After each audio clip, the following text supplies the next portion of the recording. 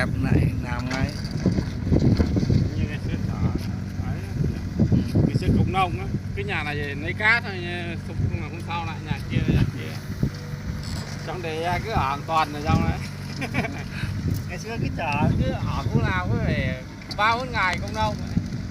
Cứ hộ người nọ xúc cát rồi người kia xúc.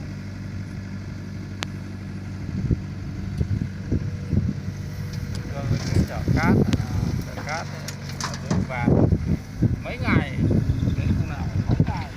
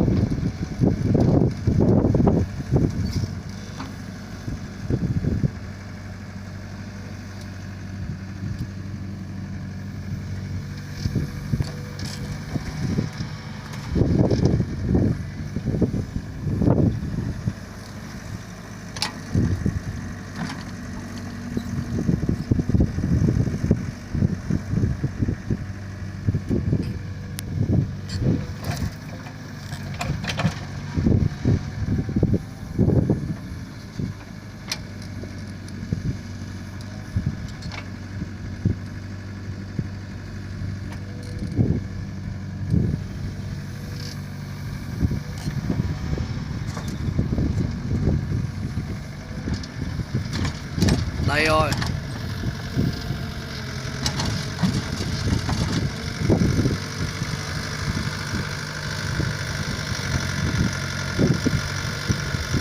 Đây rồi.